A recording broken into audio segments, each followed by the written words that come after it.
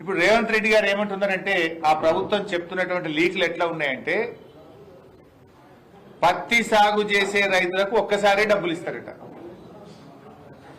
పత్తి అనేది 7 నెలల పంట, 8 నెలల పంట. అంటే 7 నెలల పంటకు 8 నెలల పంటకు రెండవ పంట జనరల్ గా సాగు చేసే అవకాశం ఉండదు. వాళ్ళకు ఒకటేసారి డబ్బులు ఇస్తామంటున్నారు. చెరుకు పంట అది సంవత్సరం పంట, ఒకేసారి డబ్బులు ఇస్తారట. పసుపుకు ఒకేసారి ఇస్తారట, అల్లంకు ఒకేసారి ఇస్తారట. అంటే దీన్ని బట్టి రైతులు నష్టపోతారు. ముఖ్యంగా పండ్ల తోటలు, పామ్ ఆయిల్ కానీ ఇవన్నీ పంటలకు కూడా ఒకేసారి డబ్బులు ఇస్తామంటే ఇది రైతు నోట్లో మట్టి కొట్టడమే. ఇవాళ మన రాష్ట్రంలో 1,50,00,000 ఎకరాలు వానకాలంలో సాగైతుంది. యాసంగికి వచ్చేవరకు ఏమైతుంది? 50 లక్షల ఎకరాల్లో పత్తి సాగు చేసేటువంటి రైతులు యాసంగిలో పంట వేయరు. ముఖ్యంగా పత్తి ఎక్కడ సాగు చేస్తారు?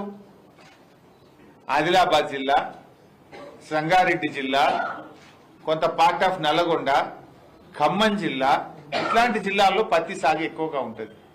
పత్తి సాగు చేసే రైతులంతా కూడా చిన్న సన్నకారు రైతులే, ముఖ్యంగా గిరిజన దళిత రైతులే.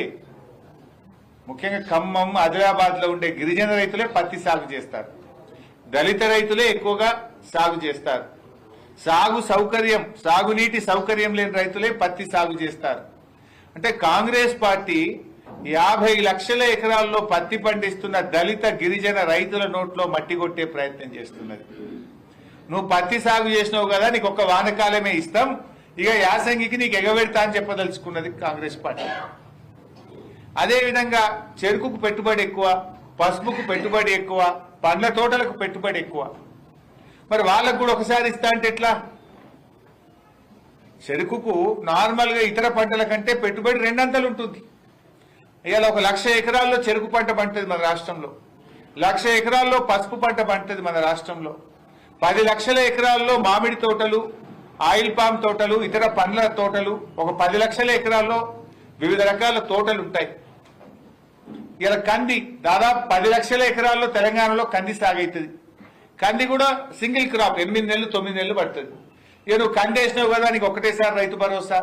నువ్వు పత్తి వేసినావు కదా, నీకు ఒకటేసారి రైతు భరోసా. నువ్వు చెరుకు వేసినావు కదా, ఒకటేసారి రైతు భరోసా.